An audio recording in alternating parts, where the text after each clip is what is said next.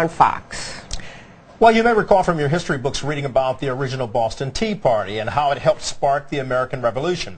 Now there are groups around the U.S. Who are holding tea parties of their own, protesting massive government spending. The grassroots groups have some big events on the horizon, and they want as many Americans as possible to join in. Our Griff Jenkins live now in our Washington bureau. And Griff, a modern-day tea party. Everybody come on down and party down, throw your tea away. What's it all about? That's right, Kelly.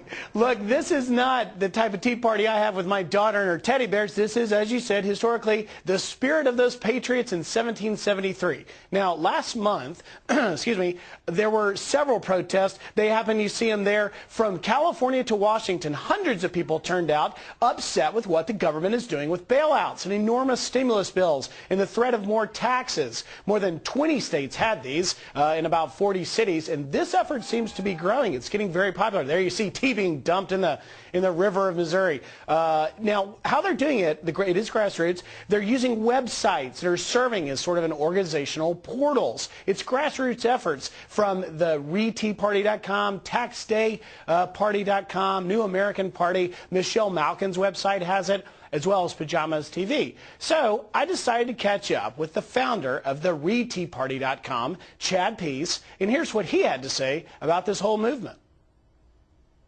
It's not a reaction to any one person in particular. It's not a reaction against Obama or Pelosi or against Dodd or Barney Frank or any of these guys in particular.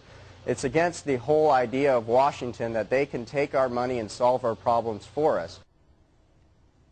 Now, Chad's website, reteaparty.com, has a headline, "Teabag the Fools in D.C. on Tax Day." They want you, Kelly, to take a tea bag, put it in an envelope, and mail it to the White House. Although, unfortunately, I must tell people that it's not likely to land in the Oval Office. They have rules and restrictions about that sort of thing, Kelly. You're probably just going to send it to some poor postmaster about 50 miles from here. You know, you say just to the White House, but they should also be sending it to Congress as well. But let me ask you something. Obviously, this is to get the attention of people everywhere. Is it working in terms of getting the attention of the president as well as members of Congress?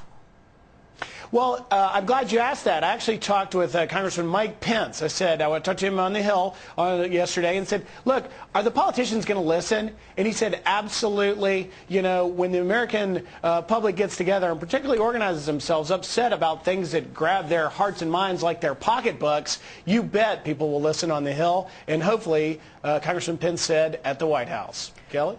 All right. Thanks so much, Griff.